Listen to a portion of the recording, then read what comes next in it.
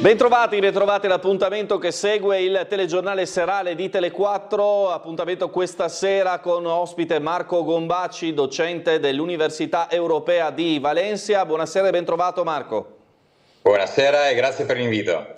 Allora, abbiamo titolato Gli scenari internazionali dalla guerra alle dinamiche del porto di Trieste. Partirei da quello che è il conflitto tra Ucraina e Russia che, come dire, anche all'osservatore, diciamo al cittadino che guarda, legge i giornali ogni giorno, c'è una situazione, come dire, strana, nel senso che da una parte si parla continuamente di colloqui di pace, di accordi, l'America da mediatore e così via. Dopodiché il giorno dopo che hai visto il pezzo sui colloqui di pace, vedi quello sugli attacchi dei droni ucraini alle basi russe. Quindi, come dire, si fa fatica a raccapezzarsi di come si possa dialogare di pace mentre continui a fare queste operazioni. La dico in soldoni, però insomma è quello che credo metta in difficoltà anche l'osservatore.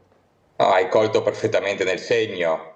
Forse stiamo vivendo il momento anche più sensibile e complicato dell'intero conflitto, perché nello stesso momento in cui si sta parlando di colloqui di pace e ci sono delle trattative in corso, quelle a Istanbul tra Russia e Ucraina, senza ovviamente i pezzi grossi, senza i leader, non c'è mai andato Trump, non c'è mai andato Putin, però c'è una diplomazia sotterranea che sta cercando di trovare una quadra, però come succede molto spesso quando si incomincia a parlare di negoziati, quando si incomincia a parlare di sedersi in un tavolo della pace, tutte le parti, tutti i belligeranti cercano di ottenere il più più concessioni possibili, e queste possono essere ancora ottenute purtroppo sul campo, e questo di solito accade fino a che non si riesce a concordarsi su un cessate il fuoco. Ma cosa non vuol cedere? Secondo te cosa non vogliono cedere le due parti? C'è l'Ucraina e la Russia dall'altra? Beh, è particolarmente complicato capire, perché se da un lato l'Ucraina non vuole cedere nessun territorio conquistato dalla Russia sin dal 2014, cosa alquanto difficile, dall'altra parte la Russia, stando alle dichiarazioni proprio del Cremlino, vuole vincere la guerra. Per cui punta a uno stato di neutralità dell'Ucraina, e su questo sicuramente si può parlare, ma punta ancora a un cambio di regime a Kiev, cioè punta al cosiddetto regime change, un governo più favorevole a un dialogo anche con Mosca, e questo ovviamente anche da parte dell'Occidente è più difficile da accettare. Per cui le parti partono da due punti molto distanti. C'è la diplomazia sotterranea che cerca di dialogare, ma nel frattempo le armi continuano a cannonare. Abbiamo visto un attacco fortissimo della Russia nei confronti dell'Ucraina una settimana, 10 giorni fa, e l'altro giorno, sabato, domenica, abbiamo visto invece quell'attacco incredibile fatto dall'intelligence ucraina con i droni, che ha penetrato il territorio russo fino ad attaccare addirittura dei bombardieri, degli aerei presenti in Siberia. Per cui questo fa capire anche, sono dei messaggi che le due parti si lanciano.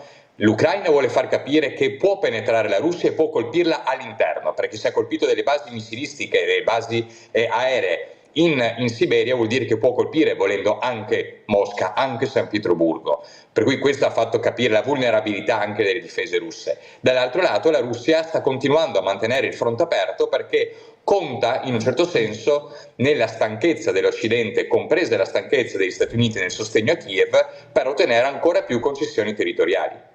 Certo, questa situazione dal tuo punto di vista come influisce anche sul tema economico che ci riguarda di più, cioè per esempio sulle dinamiche dell'export in quei paesi dal Friuli Venezia Giulia, sulla nostra logistica collegata al porto?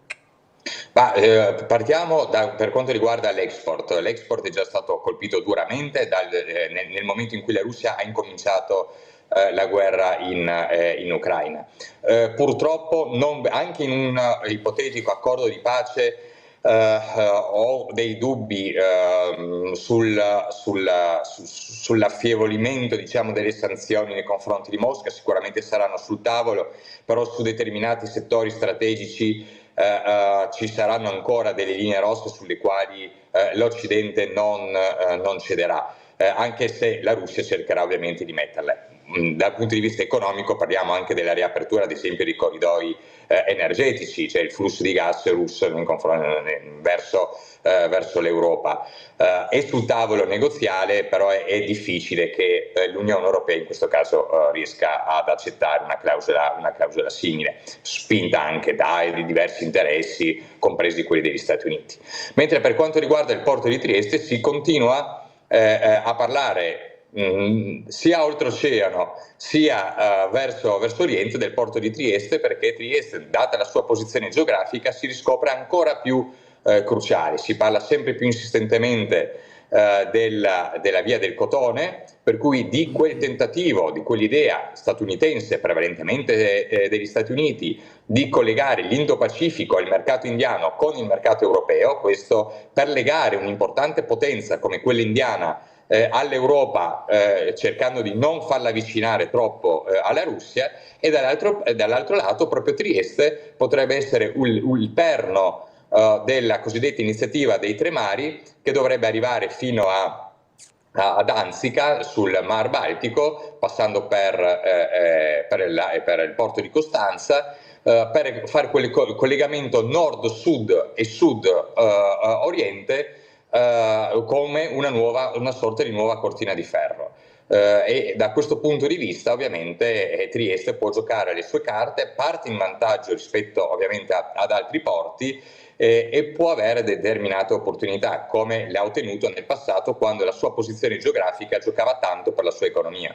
Certo, sperando tra l'altro che si chiuda questo stallo della governance del porto di Trieste. Come ben sai, insomma, di fatto il presidente è Guerrieri, ma non lo è ancora operativamente. C'è una situazione, insomma, che preoccupa gli operatori del porto di Trieste, perché si sta, diciamo così, tirando troppo per le lunghe in ambito politico per motivi legati ad altre autorità portuali, ma di fatto questo si riverbera su una Trieste dove tra l'altro sono in corso i cantieri, no? Il potenziamento delle infrastrutture, e bisogna invece correre molto su quel fronte. Bisogna accelerare, bisogna soprattutto sulla nomina, bisogna partire il prima possibile, perché queste cose sono notate anche a livello internazionale.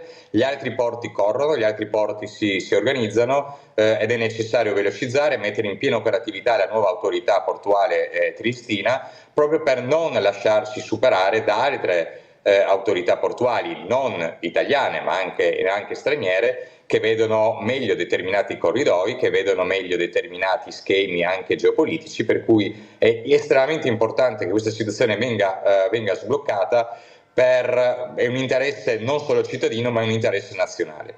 In questo senso l'asse, diciamo così, Meloni-Trump aiuta al netto che sia un asse credibile, nel senso che ultimamente ci sono state diverse critiche nei confronti della Presidente del Consiglio, perché, come dire, sembrava nella stanza dei bottoni, poi in alcune riunioni internazionali a 4 a 5 non è stata, diciamo, al centro dell'attenzione. Sì, però su questo stiamo attenti. Allora, adesso c'è stata la dichiarazione ieri di un incontro prossimamente tra Meloni e Macron. Perché questo avviene? Perché c'è questa opportunità per riallacciare i rapporti tra i due leader, che sicuramente non si amano, come noto. Perché Trump in un certo senso ha individuato il governo italiano come pontiere tra l'amministrazione repubblicana e l'Europa. Questo Ursula von der Leyen, la Presidente della Commissione europea, lo ha capito, e man mano lo stanno capendo anche altri leader nazionali. Abbiamo visto già la visita di Merz a Roma, e adesso verrà Macron a recuperare, diciamo, il rapporto con la Presidente del Consiglio italiana. E per quanto riguarda le riunioni alle quali la Meloni non ha partecipato, ad esempio la visita a Kiev del gruppo dei Volentorosi o di un'altra chiamata fatta a margine di un summit europeo a Tirana, se non sbaglio, in cui era presente Merz, per cui Germania, Macron, Francia, Zelensky, Ucraina e Stamer Regno Unito, perché questa riunione era della comunità europea, non dell'Unione Europea, per cui faceva parte anche il Regno Unito come invitato. Ecco, si tratta delle riunioni diverse, perché erano riunioni dei cosiddetti, tra virgolette, volentorosi, che per pubbliche dichiarazioni, sottolineo, sono gli stati che eventualmente sarebbero anche a disposizione per mettere le truppe, per inviare delle truppe in Ucraina, qualora il fronte dovesse cedere. Il governo italiano ha da sempre detto che non vorrebbe inviare delle truppe in un momento di guerra, potrebbe inviarle eventualmente in un secondo momento qualora fossero truppe di pace. Successivamente delle dichiarazioni di Macron hanno sottolineato come in quelle riunioni non era stato discusso l'invio di truppe. Dalla mia analisi, dall'analisi anche di diversi colleghi, è perché probabilmente non c'è stato un accordo, ovvero sia anche gli stati che hanno dichiarato pubblicamente di inviare le truppe, forse questi soldati non ce li hanno, perché si tratta ancora di investire e di investire tanto in difesa, non solo in Italia ma anche negli altri stati europei, per cui io ho il forte dubbio che gli stati europei sono pronti all'invio di truppe al fronte, per cui attenzione a quello che succede pubblicamente, analizziamo bene le situazioni, dopo capiamo che ci sono tutta una serie di giochi anche per ritagliarsi determinate porzioni di visibilità in politica, nei vari dialoghi in politica estera. Certo. Tornando al tema iniziale, ovvero al tema della guerra russo-ucraina, mi sembra di capire che il senso del no alla pace sia che fondamentalmente Putin deve chiudere con una vittoria politica e militare sul campo da, diciamo, dare in pasto all'opinione pubblica. Finché non c'è questo, temo si rischi di non arrivare al cessate il fuoco. Ho paura anch'io, però cosa vuol dire una vittoria per Putin? Abbiamo detto un cambio del governo ucraino, il fatto di mantenere la Crimea come russa, venendo riconosciuta da un punto di vista internazionale, la fine, cioè, o meglio il controllo del territorio del Donbass. È difficile capire esattamente quello che vuole. È sufficiente il fatto di fermarsi in questo momento e di dire, per Putin sto parlando, e di dire accontentiamoci del Donbass, quando aveva incominciato il 24 febbraio dicendo che sarebbero arrivati fino a Kiev. Putin, la mia domanda è: Putin e forse anche qualche altro leader, ad esempio Zelensky, mirano veramente alla pace? Ecco, questa è anche un'altra domanda sulla quale noi dobbiamo riflettere. Ci sono dei leader che forse vedrebbero in una pace la fine di una determinata epoca e raffiorarsi di determinati problemi, soprattutto economici, per cui il prolungarsi della guerra forse giova alla loro carriera politica. Sembra assurdo dire questo, perché stanno morendo migliaia di persone da entrambi i fronti, l'economia è bloccata, abbiamo una guerra alle porte dell'Europa. Per la carriera personale di alcuni personaggi sono analisi complicate, sarebbe da capire cosa succede effettivamente, anche i giochi di potere all'interno del Cremlino, ma io sono della linea di Churchill che disse che all'interno del Cremlino è come mettere dei bulldog all'interno di una gabbia, si vede che si sta combattendo ma non si capisce chi sta vincendo. È sempre molto difficile penetrare quello che succede all'interno di Mosca, delle stanze del potere russe, ed è per questo che forse anche noi europei abbiamo difficoltà nell'analisi di capire esattamente cosa possono volere i russi, anche perché ricordiamocelo, in Russia come in tutti gli stati, anche nella Corea del Nord di Kim Jong-un, l'opinione pubblica conta. È possibile mallearla attraverso la propaganda, è vero, però l'opinione pubblica conta.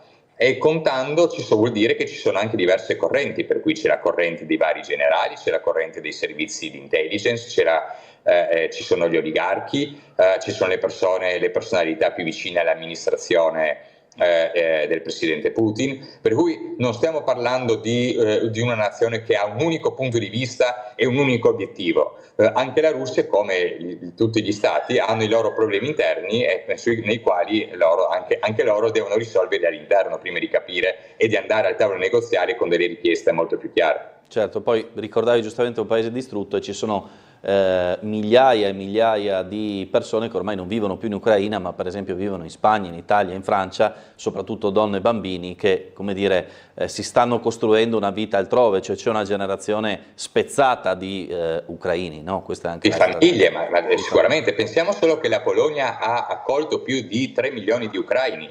dall'inizio della guerra, e prevalentemente donne e bambini. Ma cosa succederà nel momento della cessazione delle ostilità anche alle economie di questi due paesi? Perché bisogna ricordarsi che qualora anche la Russia dovesse collassare, questo potrebbe essere un problema anche per noi, per noi europei. Certo. La Russia sta vivendo di un'economia di guerra, per cui un'economia dopata dall'industria degli armamenti, eccetera. Nel momento in cui ci dovesse essere la cessazione delle ostilità, ecco che tutta una serie di problemi anche economici verrebbero di nuovo a galla, e lo stesso vale anche per l'Ucraina. Certo. E mentre l'Ucraina però ha la possibilità di un sostegno occidentale, ricordiamo che proprio l'Italia ospiterà a fine giugno, all'inizio luglio, la conferenza per la ricostruzione sull'Ucraina, la Russia, qualora non dovesse avere altri aiuti, probabilmente guarderà più a oriente, guarderà la Cina per risollevare la sua economia, e questo potrebbe essere un ulteriore problema. Grazie a Marco Gombacci per essere stato con noi. Grazie a voi e buonasera. Grazie, allora buon proseguimento con i programmi di Tele4, restate con noi.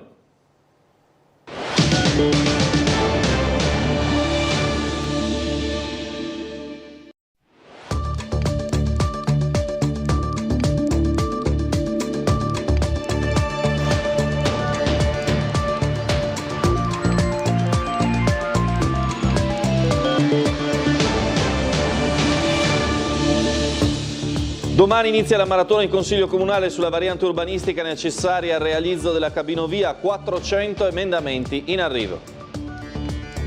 Solo le pietre non cambiano idea, l'appello del leader del Comitato Nuovo Via Starza, i consiglieri comunali che analizzeranno la variante a partire da domani in aula.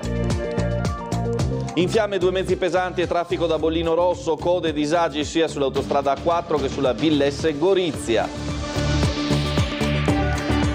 Rientra da casa, dove non tornava da tempo, e la trova occupata da 8 persone. Intervento in forza dei carabinieri in un'abitazione di Via dei Leo a Trieste. Non mi candiderò a sindaco di Trieste, il governatore Fedriga risponde ai rumors politici e ribadisce: domenica al referendum non andrò a votare. Doppia inaugurazione oggi all'ospedale San Polo di Monfalcone, aperte le nuove sale d'attesa del pronto soccorso e del reparto di medicina e oncologia. La storia dei carabinieri in mostra al Palazzo della Regione in Piazza Unità, domani la cittadinanza onoraria, il corpo in comune, giovedì la sfilata in piazza per l'anniversario della fondazione.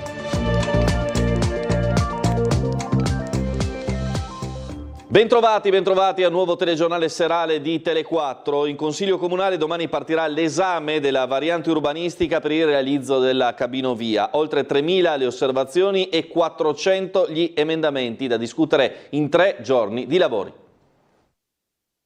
È una vera e propria montagna di carte quella che attende il Consiglio Comunale di Trieste a partire da domani alle 13 fino a venerdì. Si tratta della variante urbanistica Accesso Nord, necessaria per la realizzazione della cabinovia, e solo contro questa proposta sono arrivati ben 3.136 atti di contrarietà. Nel dettaglio i cittadini hanno presentato 3.099 osservazioni, proteste scritte, richieste di revoca, analisi tecniche e moduli precompilati. Accanto a queste ci sono 37 opposizioni formali da parte dei residenti che rischiano l'esproprio. In più, contro gli atti di esproprio sono state depositate altre 126 osservazioni, di cui 77 da proprietari di casa, che verranno discusse una per una, e 49 da non proprietari, che saranno trattate insieme. Per gestire tutto questo il Consiglio ha programmato 33 fasi di voto, ognuna con interventi da 10 minuti per consigliere, un lavoro enorme che rischia di durare diversi giorni. Ci sarà un'illustrazione della delibera, poi ci sarà un primo e secondo intervento come previsto dal regolamento, i tempi in quel caso sono raddoppiati. E poi c'è la discussione di tutte le osservazioni opposizione. Le osservazioni sono state raggruppate in famiglie perché sono simili come argomento, anche come contraddizione. Ho organizzato 3 consigli comunali. Credo che diamo la possibilità a tutti i consiglieri di potersi esprimere, tutti quei consiglieri che rappresentano i cittadini, e poi magari andare in votazione serenamente, perché questo è l'obiettivo. Ci sono poi gli emendamenti, circa 300, presentati per lo più dall'opposizione. Non tutti saranno ammessi, quelli con parere tecnico negativo infatti verranno scartati. Il clima in aula si preannuncia teso, il centro-sinistra ha annunciato un'opposizione durissima. Nel frattempo il futuro della cabinovia resta appeso a migliaia di pagine, centinaia di votazioni e a un confronto politico che promette scintille. Il Comitato Nuovo Via ha rivolto un appello ai consiglieri comunali che da domani analizzeranno la variante. Il Comitato Nuovo Via ha rivolto un appello ai consiglieri comunali in vista dell'avvio del dibattito sulla variante urbanistica che consentirebbe l'avvio delle opere per la cabinovia. Quale? Abbiamo rivolto un appello perché siamo convinti che solo le pietre non cambiano idea e confidiamo nell'esercizio della democrazia fino all'ultimo momento. Quindi questa è una grande occasione, partendo proprio dalla discussione della variante, per poter affrontare nella sede opportuna, che è il Consiglio Comunale, quel dibattito che è mancato fin dal primo inizio. L'appello qual è? Richiamiamo tutte le ragioni per le quali noi ci siamo mossi fin dal primo inizio, invitando i consiglieri a prenderne atto. Riteniamo che le risposte che sono state date in sede di controdeduzioni non colgano la portata delle problematiche, anche perché lo dimostra il fatto che su 3.136 osservazioni e opposizioni nessuna è stata accolta, quindi vorremmo che questa fosse l'occasione per chiarire non solo all'interno dell'Aula ma anche alla cittadinanza una volta di più le ragioni che ci hanno portato in maniera democratica a manifestare l'opposizione a questa opera che riteniamo sia sempre inutile, insostenibile, insicura, impattante e quindi è l'ultima occasione di parlare in un organismo democratico come quello del Consiglio e ci appelliamo a tutti i consiglieri, a prescindere dalle parti politiche che loro esprimono, per fare un ragionamento a tutto tondo, posto che soprattutto siamo in attesa dei verdetti della TAR che potrebbero far saltare tutto quanto e quindi rendere inutile tutto questo lavoro che è stato fatto. Incidente stradale ieri sera alle 21:40 fra 3 auto sulla strada costiera all'altezza della cosiddetta Tenda Rossa. La giovane conducente al volante del primo veicolo ha sbandato rischiando di finire fuori strada e gli altri 2 mezzi l'hanno tamponata. La ragazza è rimasta ferita in modo serio ma non è in pericolo di vita. È stata trasferita con l'ambulanza in codice giallo all'ospedale di Cattinara. Illesi i conducenti degli altri veicoli. A causa del sinistro si sono registrate code e rallentamenti per oltre 2 ore quando poi sono stati definitivamente rimossi i mezzi. Sul posto i vigili del fuoco del comando provinciale.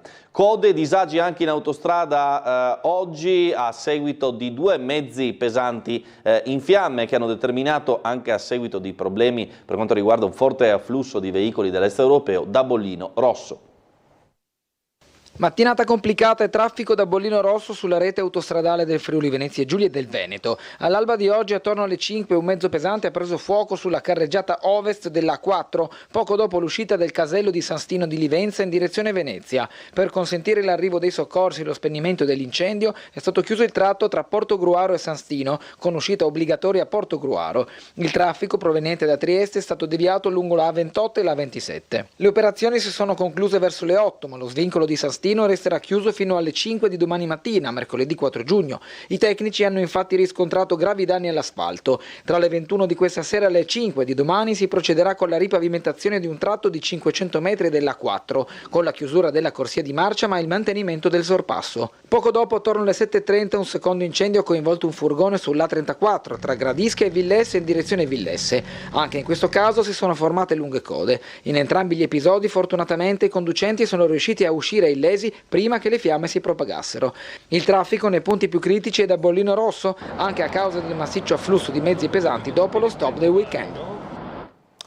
Allora, vi diamo ora conto di un incendio verificatosi sulle alture alle spalle di Capodistria, proprio dietro le colline di Muggia, che ha determinato una raffica di chiamate e centralino dei vigili del fuoco nel corso del pomeriggio da parte dei triestini che vedevano l'alta colonna di fumo nero che si sprigionava appunto alle spalle di Muggia. La situazione è rientrata nel corso del pomeriggio con l'intervento dei vigili del fuoco sloveni senza la necessità necessità di aiuto da parte dei colleghi italiani. Non rientrava nella sua abitazione di Via dei Leo da molto tempo e quando vi ha fatto ritorno nella giornata di ieri, lunedì 2 giugno, l'ha trovata occupata da 8 persone. Il proprietario ha immediatamente dato l'allerta ai carabinieri che sono intervenuti nel rione signorile della città con 3 pattuglie. Degli 8 occupanti, 3 sono di nazionalità italiana e 5 stranieri. 2 di questi sono stati portati alla caserma del comando provinciale di Via dell'Istria in quanto destinatari di 2 provvedimenti di rintraccio per la notifica degli atti, mentre gli altri 6, dopo i dovuti accertamenti, sono stati rilasciati. Sentiamo ora invece le dichiarazioni del governatore del Friuli Venezia Giulia, Massimiliano Fedriga, che ha risposto anche ai rumors politici sul suo futuro. Sarò più esplicito del collega, nel caso è pronto a candidarsi a sindaco di Trieste? No, non so. Queste sono domande, lei è esplicito e la mia risposta non esiste perché il Consiglio sta ancora una discussione in piedi e non posso ovviamente dire vado da una parte, vado dall'altra, potrei anche, voglio dire, non andare da nessuna parte e fare altre scelte, insomma non è che... Anche a Roma? Ma ribadisco, anche magari non fare più magari politica attiva, sarò sempre al Senato, vediamo insomma cosa succederà. Fuga ogni dubbio il Presidente della Regione. Qualora non si arrivasse al terzo mandato, egli non ha alcuna intenzione di candidarsi a sindaco di Trieste. Conversando con i giornalisti, Massimiliano Fedriga ha voluto analizzare la questione da un punto di vista più psicologico, se vogliamo, quello cioè di un amministratore pubblico che già sa di non poter proseguire il proprio impegno, anche se in coda una frecciatina si sente. Ma uno non deve fermarsi a dire finisce il mandato, tutto quello che faccio va bene, tutto quello che consegno non va bene perché non sarò io a tagliare il nastro. Il rischio ovviamente esiste, no? Una crisi di dover far tutto e subito, quando invece le progettualità di medio periodo sono quelle che premiano una comunità. Un problema forse più pressante per la città è la ratifica della nomina di Antonio Gurieri a presidente del Porto. Fedriga, si capisce dal non detto, si attende che la pratica si concluda al più presto. Ringrazio il commissario Torbianelli che sta facendo un ottimo lavoro al Porto, mi auguro però ovviamente che la situazione si risolva il prima possibile. Il MIT mi ha proposto, come sapete, un nome di un presidente, io ho dato l'assenso dovendoci essere d'intesa e spero che il Parlamento operi nel più breve tempo possibile. Il Presidente della Regione non si è sottratto poi alla disamina della questione referendum, anche in questo caso senza risparmiare una stoccatina al centro-sinistra. Esistono più scelte, la scelta di votare sì, la scelta di votare no, la scelta di astenersi. È una scelta molto chiara, una scelta civica. E quindi è successo decine di volte in passato da tutte le parti politiche, non capisco perché questa volta, perché i referendum sono proposti alla sinistra, è vietato astenersi, è qualcosa di particolare, vivono un concetto di democrazia, la sinistra a loro uso e consumo. Ove non si fosse capito, Fedriga ha quindi precisato. Io ovviamente mi asterrò dal voto perché sono profondamente contrario al referendum, in particolar modo quello sulla cittadinanza facile, e utilizzo democraticamente uno strumento affinché la cittadinanza facile in Italia non ci sia. Replica proprio su queste parole relative al referendum da parte del governatore Fedriga di Caterina Conti, segretaria regionale del Partito Democratico, che dice: chi invita a non votare vuol giocare con le carte truccate. Fedriga si mette tra quelli che vogliono evitare un confronto leale tra opinioni, ha paura che i cittadini gli dicano che i quesiti referendari sono importanti e lui sta sbagliando assieme a Salvini, Meloni e gli altri. La destra, per non farsi contare, ricorre al sotterfugio di sommare la fisiologica percentuale degli astenuti, le persone che non votano per seguire le indicazioni di partito. Chi è contrario abbia il coraggio e la coerenza di andare alle urne e votare no, altrimenti è ridicolo invocare le prerogative della democrazia e al contempo strattonarla, dice ancora la Conti. La proposta di legge di Fratelli d'Italia che consente di destinare una quota di alloggi ATER ad appartenenti alle forze dell'ordine è stata illustrata stamani dal capogruppo in Consiglio regionale Claudio Giacomelli. Peculiare, secondo il presidente di ATER Trieste Daniele Mosetti, la situazione triestina. Passata con l'unanimità dei voti del centrodestra, in Consiglio è stato illustrato oggi un emendamento di Fratelli d'Italia che propone, pressoché a costo zero, di destinare una quota di alloggi ATER in locazione agli appartenenti alle forze dell'ordine. Un segno concreto di riconoscimento e anche di ringraziamento agli appartenenti alle forze dell'ordine, soprattutto i giovani che escono magari dalla scuola di polizia o dall'Accademia Carabinieri, Guardia di Finanza, escono con uno stipendio base che gli permette di vivere bene magari in certe zone della Puglia. Trieste, ad esempio, invece è una zona molto cara. Il dispositivo prevede la messa a disposizione di tali alloggi anche in deroga ad eventuali graduatorie e requisiti, in una percentuale non superiore al 10% degli alloggi disponibili. Sia il consigliere Giacomelli sia il presidente dell'Ater Mosetti hanno inteso sottolineare un aspetto peculiare per quanto riguarda Trieste dell'iniziativa. Gli inquilini Ater hanno dimostrato nelle altre regioni di apprezzare moltissimo di avere un inquilino nel medesimo stabile appartenente alla Polizia Locale, alla Polizia di Stato, alla Guardia di Finanza, all'Arma dei Carabinieri, e questa è una cosa che fa sentire più sicuri e tutto sommato rende più sicuri. Trieste ha un contesto sociale che a volte può risultare anche diverso rispetto alle altre province e dove questo dispositivo adottato in modo sartoriale sui complessi che potrebbero essere quelli di Valmaura, piuttosto che via Grego, piuttosto che via Cumano, piuttosto che Melara o Giarrizzole, funziona proprio perché andrà a mitigare situazioni e fenomeni specifici e soprattutto andrà ad aumentare quella che è la sicurezza percepita. Allora, andiamo a sentire l'intervista arrivata poco fa da Monaco di Baviera in occasione della Fiera della Logistica dell'assessore regionale alle infrastrutture Valentina Mirante, che ha tenuto sul posto la terza riunione di cabina di regia sulla logistica con gli operatori del settore, quindi operatori del porto e dei trasporti, e poi appunto all'interno della fiera c'era lo stand del Friuli Venezia Giulia dove ha partecipato una nutrita delegazione di studenti dell'Ateneo Triestino.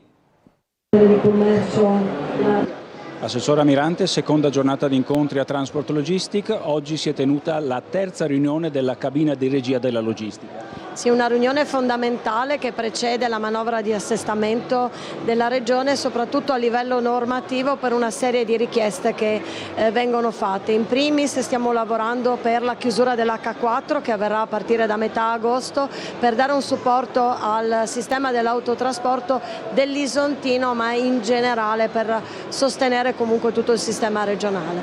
L'altro punto che è stato un punto caldo sul quale abbiamo cominciato a interagire con l'autorità di sistema portuale, con gli operatori dell'autotrasporto e con tutti gli operatori della logistica è la difficoltà legata all'ingresso al porto di Trieste, in particolare per quanto riguarda sia l'autostrada del mare sia per quanto riguarda i container. Ci sono delle strategie che possiamo mettere in campo anche a livello normativo, non solo come soggetto la regione regista che può supportare alcune iniziative anche in capo al comune di Trieste. Altri temi sono stati affrontati, in particolare la proposta di legge, il secondo passaggio, per quanto riguarda il tema degli insediamenti logistici di natura privata. Ecco, su questo abbiamo raccolto nella precedente seduta le indicazioni della cabina di regia e il testo, come è stato emendato, oggi è passato a pieni voti di tutti i soggetti.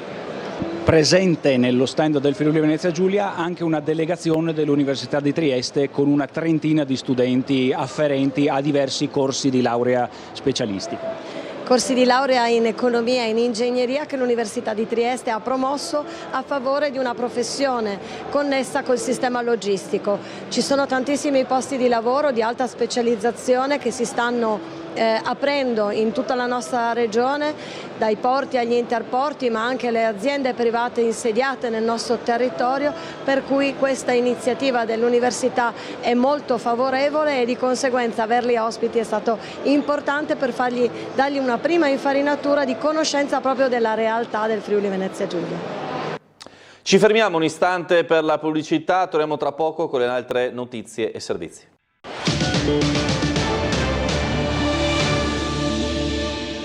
Bentrovati con la seconda parte del telegiornale serale di Tele4. Doppia inaugurazione oggi all'ospedale San Polo di Monfalcone. Sono state inaugurate le nuove sale d'attesa sia del pronto soccorso che del reparto di medicina e oncologia. Ha assistito alla inaugurazione per noi Laura Buccarella.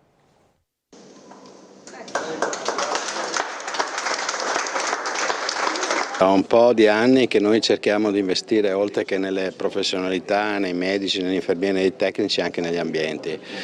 Chi accede a strutture sanitarie ha bisogno di trovare anche degli ambienti confortevoli.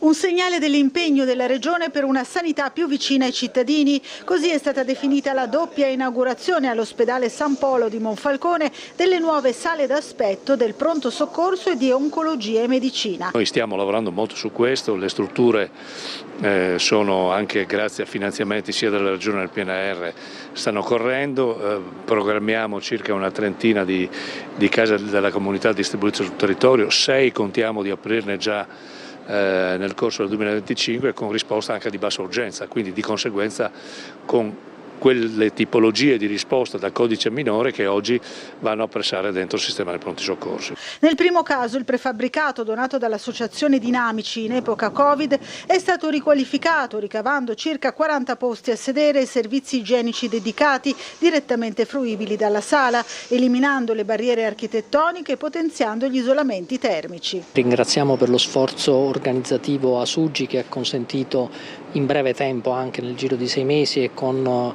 un impatto economico anche ridotto, diciamo, non esorbitante, di riutilizzare questi container, di rivalorizzarli e di dare vita a una nuova sala d'attesa. La nuova area d'attesa di oncologia e medicina, possibile anche in questo caso grazie a Dinamici e a numerose realtà private che vengono citate in un apposito pannello, è corredata anche di televisori che sono stati collocati anche nelle stanze di degenza. Un'umanizzazione degli ambienti ospedalieri che ai giorni nostri è assolutamente indispensabile. Bene, allora, torniamo in provincia di Trieste. Lungo strada per Basovizza e fino al bivio ad Acca c'è un solo punto dove sono presenti le strisce pedonali per attraversare la strada. La segnalazione è arrivata per la rubrica Io chiamo Tele4. Questa mattina il nostro Bernardo Gulotta è andato a vedere la situazione sul posto.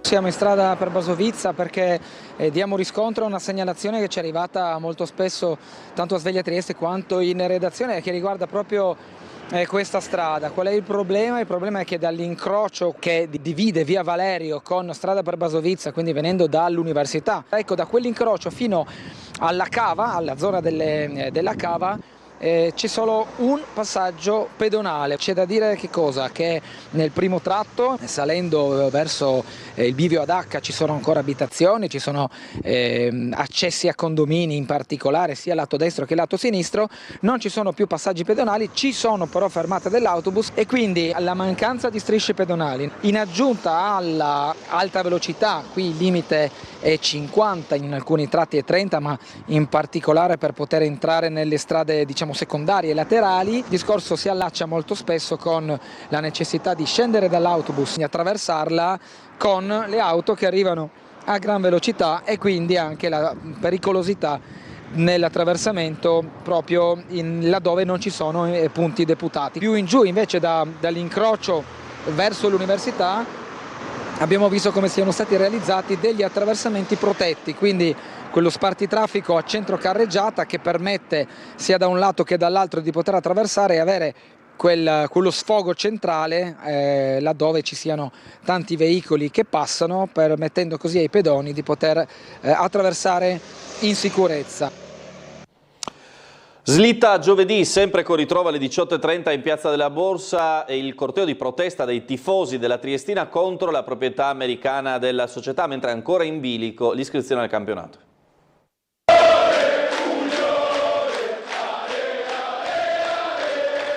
Mentre si attendono notizie sul pagamento degli stipendi in casa triestina e conseguentemente all'iscrizione al campionato che scade venerdì, è stato rinviato a giovedì sera il corteo di protesta dei tifosi della Triestina contro la dirigenza della società rossa labardata. Questa a causa del presidio previsto per domani sera in Piazza dell'Unità del Comitato Nuovo Via in concomitanza con la discussione in Consiglio Comunale. L'appuntamento è quindi per giovedì 5 giugno in Piazza della Borsa alle 18:30, poi il corteo si dirigerà verso Piazza Unità. Così si legge sul volantino diffuso sui social dal nucleo San Giacomo: Trieste merita rispetto. Dopo l'ennesima situazione imbarazzante, dopo l'ennesima presa in giro da parte di questa società, chiediamo un intervento delle istituzioni nelle persone del sindaco di Piazza e del presidente della regione Fedriga. A questi soggetti chiediamo chiarezza, scrivono i tifosi, sulle sorti della nostra amata Unione e pretendiamo che gli stessi esprimano il loro punto di vista sulla situazione. Pertanto chiamiamo a raccolta tutta la tifoseria labardata.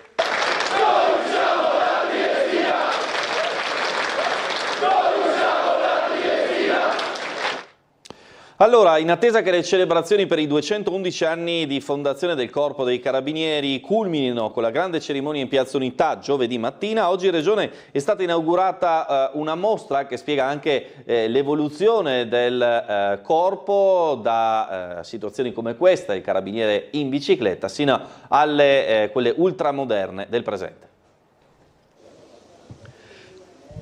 Sono 4 le sezioni in cui è divisa l'esposizione ospitata nel Palazzo della Regione in occasione dei festeggiamenti per i 211 anni dell'Arma dei Carabinieri, storica, documentale, uniformologica e modellistica. Inaugurata stamani, a pochi giorni di distanza dalla mostra in Sala Comunale d'Arte, l'esposizione, secondo il Presidente della Regione Massimiliano Fedriga, è anche testimonianza del forte rapporto fra l'Arma e la popolazione. Un rapporto che in qualche modo l'esposizione intende ricostruire attraverso i ricordi personali o di famiglia o le sensazioni che si colgono soffermandosi davanti ad un mezzo o ad un uniforme. Sensazioni che speriamo possano essere colte nel vedere questi uniformi, questi modelli, questi documenti. Questo perché l'Arma dei Carabinieri ovviamente è un pilastro sempre presente nella storia italiana, ma in particolare nella storia del Friuli e della Venezia Giulia. Gran parte delle sue attività belliche e post-belliche sono avvenute proprio su questa terra e cerchiamo di raccontarlo per immagini attraverso questa mostra. La mostra, che illustra i cambiamenti dell'Arma nella storia, accompagna le celebrazioni per il 211 anni dei Carabinieri, che culmineranno in Piazza Unità il 5 giugno. Già domani il Comune consegnerà all'Arma la cittadinanza onoraria. È tutto per quanto riguarda questa edizione del nostro telegiornale, ci vediamo domani mattina già alle 7 con Sveglia Trieste, restate con noi.